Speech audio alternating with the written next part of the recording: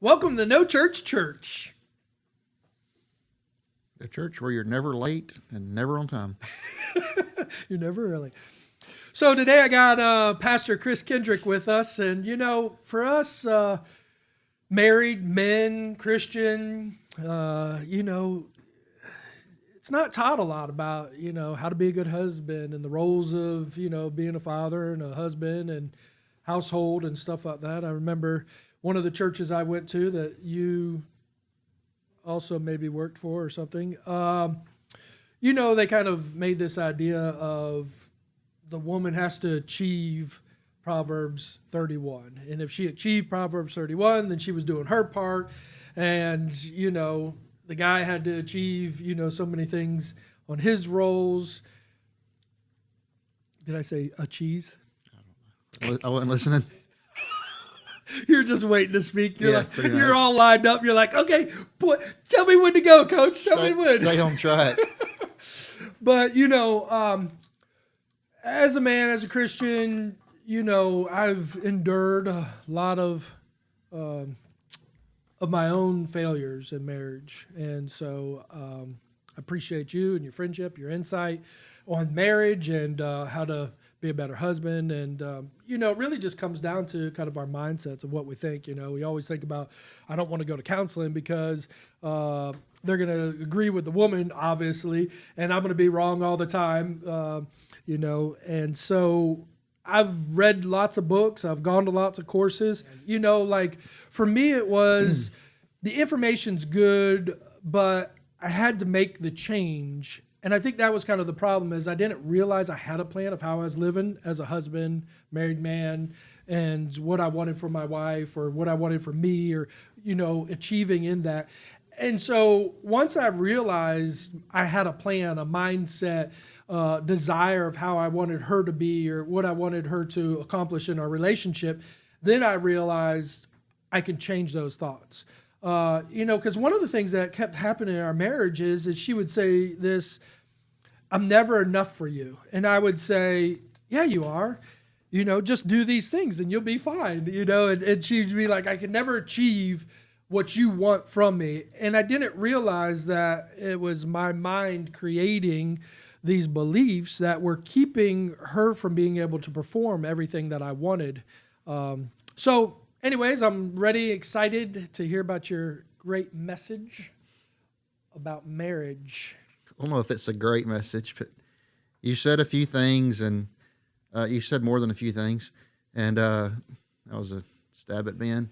But one thing we talk about when we meet with couples, and we meet with couples typically 5 to 7 sessions, and on the first session we talk about 10 relational needs, and it circles around everything you just talked about, but things that we, in the beginning, we do a lot, and then as time goes on, a lot of times we take these things out or neglect them or whatever.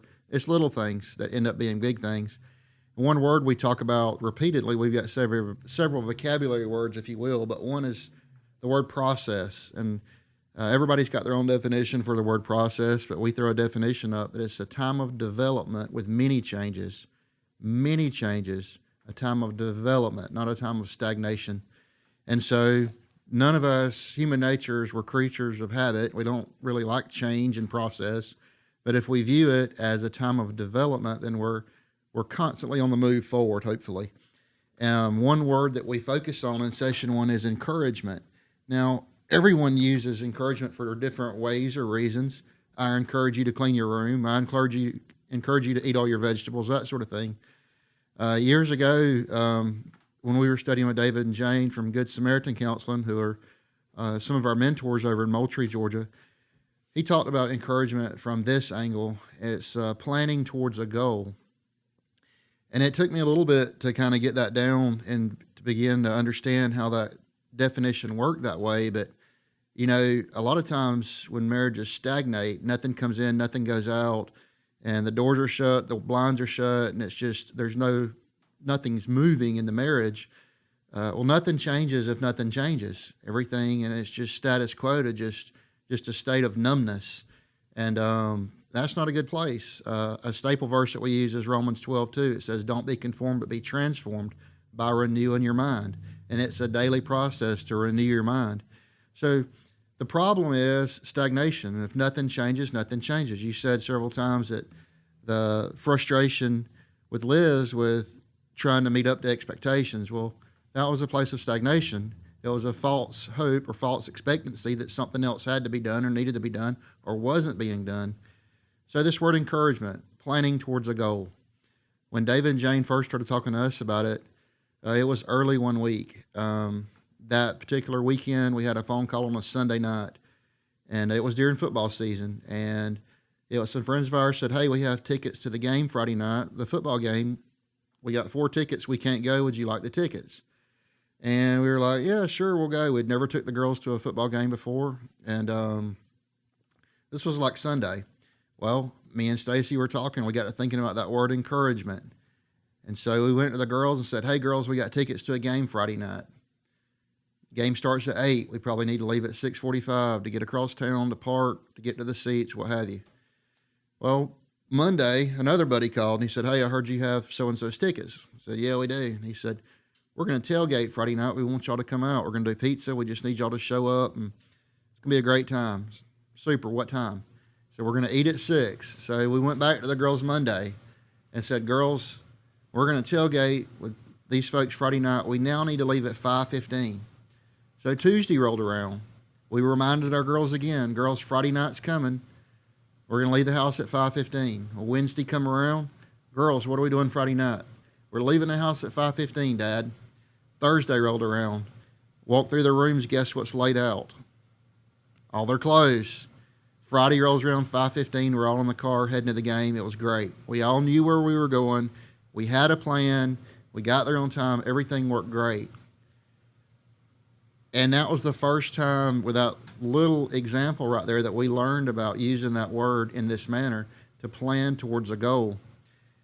There had been a lot of Sundays prior to that, Sunday morning is a rat race trying to get to church. Well, maybe not for you because it's no church because you're never late, but it's a rat race. And so, everybody's scrambling and like breakfast in a cup and cereal in a cup on the way to church. You get halfway there and you realize somebody don't have a shoe or a sock or the wrong shoe or whatever. And then everybody's, at each other all the way there in the car. And you get there and you're like, "Oh, how's your mom and them doing?" Bless your heart. And so when we started using this word in this manner, everything changed as far as our plans and where we went, especially with the girls. We've got teenage girls, and anybody that's ever had kids or don't even have to have kids, plans are important. Failure to plan is a plan to fail. And now on Saturdays, the girls will come to us and say, "What time are we leaving in the morning?" And if we need to leave out at, 10, we tell them 9:45. And at 10 o'clock, they're sitting there ready to go. And it was just a perfect fit for a problem in our life of the anxiety and the, failure to perform or whatever, because nothing was changing. We were just kept being frustrated about being late to everything or, not having plans. There's a lot of weekends would go by. On Friday night, we'd say, "Girls, what do you want to do?" "We don't care." Saturday, what do you want to do, girls?" "We don't care." Sunday would roll around, and the only thing we'd done all weekend was went to Walmart. There's nothing wrong with that, but there's also nothing right with that either. We could have easily planned a little bit earlier in the week to, go to the park or go to the movies or go bowling, and it don't have to be big ticket items. It could be, little things, going out to Grassy Pond or whatever. But it just puts something in front of the whole family to say, this is something we're going to do together. And since we've implemented that word in that manner and in that light, and we're able to impart that word into others, I mean, even if the couples we see only take that one definition and use that one definition, it's life-changing. Yeah, because they have something to go towards. Because, for me, it's mind blown. Nobody told me that. If you would have told me that, Ben, you're making your marriage plan yourself, not you and your wife making your marriage plan. And that's basically what I did for the first 7 years of our marriage. It was my marriage plan, And that's why it was so stagnant, because it wasn't our marriage plan. You know, like for me, just thinking about this, one of the greatest words is to become one.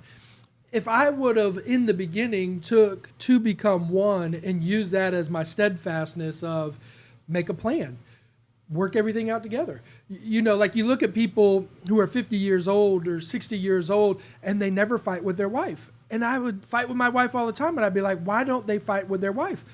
And the reason is because they've come in unity by making many decisions. You know, it's little decisions. What do you want to do? Do you want to go to Walmart? Or do you want to go tailgating? Or what time do you want to go to church? And then you start to get into the routine. Well, we made a decision to go to church and be 15 minutes early. We've done that for 3 years now. So now you don't have to say, let's make the decision to be on church at, time. And so there's no reason to fight or bicker or anything like that, because the decision's kind of been made by you two working together for so long. So I didn't realize that for so many of my years, I was still working my plan. Well, where did I get my plan from? Was it from people I saw or their marriage or the Bible, but it wasn't our plan. And I think that was one of the biggest problems that I had, was my plan, not our plan. So this is really good. So some people say, well, you got to tie that to Scripture. And so we're at the point where I'm going to say, let's tie it to Scripture. And Habakkuk 2:2 and Proverbs 29:18, you put the two verses together. One says, write the plan, make it clear, or write the vision, write the plan, make it clear so that all that see it can run with it. And the other one says, without vision, people perish. And so if you put them together, and it's so simple, but pencil in a plan and even stick it on the refrigerator, if it's for date night, or if it's for your weekend activity for your kids or whatever, just put it where everybody can see it. And we tell people to put it in pencil, because Tuesday or Wednesday you may have to erase and change it some. That's okay, because you go back to that word process, a time of development with many changes. And things are going to change. We live in a fast-paced society, but plans are important and changes are important, but development is more important. I like that. I like it too, and that's all I got. He stopped. Yeah, development.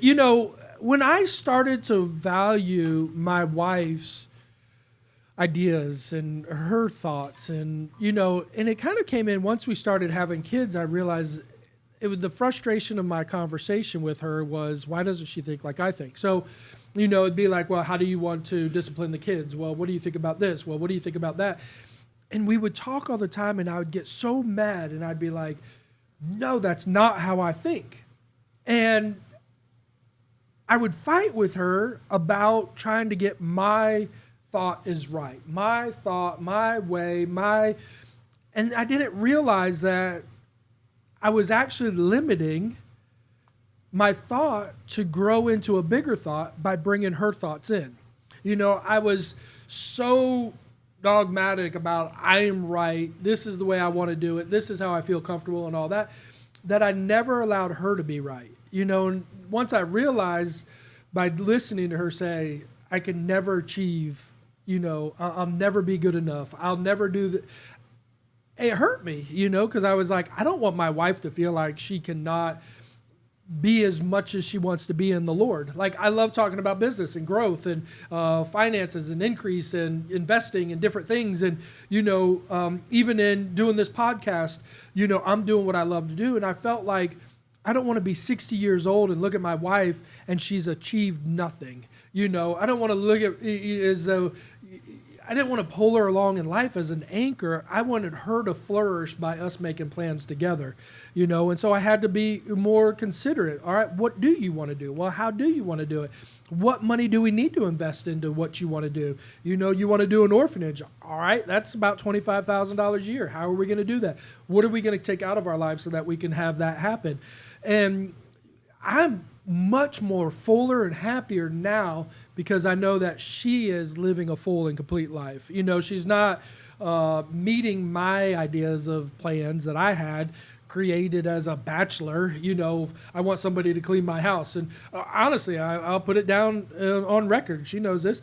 We went to marriage counseling one time, and she was just talking about all the pressures of being the mother and cleaning the house and me and blah, blah. And the guy goes, well, why don't you guys get a cleaning lady? And I said, what do we need a cleaning lady for? You know, like, she's got that, you know.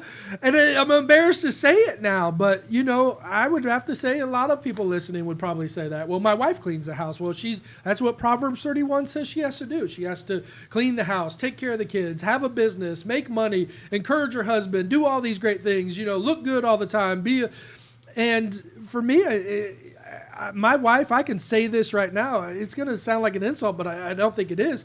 My wife's not a Proverbs 31 woman. My wife doesn't like to sew. My wife doesn't like to do business. There's so many things in Proverbs 31 that my wife doesn't like to do. I wanted her to do. Like, you know, when we got married, she said she was going to be a nurse. And I was like, great, we'll pay for the school. You go to be a nurse. You're going to make $50,000, $60,000 a year. And I'm planning on that because I'm like, all right, you're going to bring money to our marriage. And then she's like, I don't want to work. I'm like, well, hold on. Proverbs 31 woman does all of these chores and works. She does all these things. She makes her man happy. And I realized that my view of my wife was not my view of my wife. My view of my wife was not about what she wants to achieve or how she wants to achieve or how she wants to live or what she wants to do or what she doesn't want to do. My view was some biblical statue that she even felt she couldn't obtain. And that's all I got. Go for it. Drop the mic. Boom. So as you're talking, I'm thinking back to in Genesis, the Lord said, let us make a helper fit for him, talking about Adam. And or if we were digging deeper, his name would be Ish. So let us make a helper fit for Ish. And it says he caused man to be in a deep sleep, took a rib or flesh from his side, depending on your translation. But Scripture tells us that it was a helpmate, M-A-T-E. Some translations will say helpmeet, M-E-E-T. But that word helpmate is actually worthy helper at its core of the translation. And so Liz become the worthy helper for your endeavors. So all the things that you thought in your head that or the expectations, that nonetheless don't mean she's not a worthy helper, because she is a worthy helper, because she takes care of the kids and feeds them and clothes them and feeds them and takes them on trip. All the stuff that she does, stuff that you don't focus on because of work and business. And so all of that, she's still the worthy helper at the end of the day. Maybe not the Proverbs 31, quote unquote, but the worthy helper 110%. And that's what, from the early pages, she was designed to be, a worthy helpmate. Well, and I even look back on the part, aren't we to be worthy helpmeets for them? You know, so providing money, household decisions, protection, security, but then also like emotional and help with the kids. Or, you know, like for me, I kind of looked at the role as fine, she's a worthy helpmeet to meet, but how do I help meet her? How do I create my worthiness to her? Like, what is she getting out of the deal? You know, I was so busy thinking about what she's provided for me, I wasn't thinking about what I need to provide for her. That's good. And that's process. Once a year it happens. It ain't A once good a thought. year, whatever. That's good. T-shirt idea there. Great. You got to shorten it. That's too long. I'm worthy to her. But you know, that's what I'm saying. Like for me, I needed to process some of these things. I needed to. What was the conversation you said earlier, or the sentence? It was, if you don't change, there's no change. Or how did you state that? Nothing changes if nothing changes. I'm going to tell you, as bad as the beginning of this conversation sounded of what a jerk and everything, I'm the happiest married man now. My wife actually, just within this last week, she's off on a trip, and she said, she was talking to somebody and said, I am happily married. I'm delighted with my husband. I'm delighted with my kids. I'm happy with my house. I'm happy with what's going on in my life right now. And I thought, how awesome is that? You know, I can say, yeah, my wife loves me, Chris, you know, but when a woman says to another woman, man, I love my husband. I love my life. I appreciate where I'm at. That means a lot, you know. So for my wife to reiterate that, it helped me know I'm doing good. You know, when she reiterated to me, I don't think I'll ever be worthy enough or good enough, or you'll never accept me who I am, or stuff like that. Those weren't good feelings to hear, you know. And so I had to change. How can I change her words? How can I change her actions? How can I start to make her more delighted in this marriage? Because I wasn't even delighted in the marriage. I wasn't even happy, you know, trying to get my own way. I wasn't even happy, you know, case in point. And I'll throw all of my junk out there so you guys won't have to. But I would come home and I'd yell at her and I'd be like, clean the house. I can't believe the dishes are here. This is that or this. And, you know, what I didn't see is I didn't see her spending time with the kids at the dinner table, teaching them, doing arts and crafts. I didn't see her wash the dishes. I didn't see her make the meals. I didn't see her, you know, go through and organize the kids' clothes, or, you know, encourage them about, you know, being fearless, or, you know, believing in God. I didn't see all of these things. I saw the you know, one thing of the dishwasher needs to be, you know, like I would look at one thing. And I've just realized that I would make her achieve like this checklist to be a great wife. And now, sometimes the house is dirty. Come home, there's clothes on the ground, shoes tucked in the couch, or, you know, stuff like that. And I don't mind, because I value her more than I value the house. But that took time to get to. That took process to get to. It took change. It took change. Right. Something changed. And in that, encouragements come out of it. You said the word encouragement during it, but she was encouraging the kids. You were seeing that. And it wasn't in the beginning, but you are now.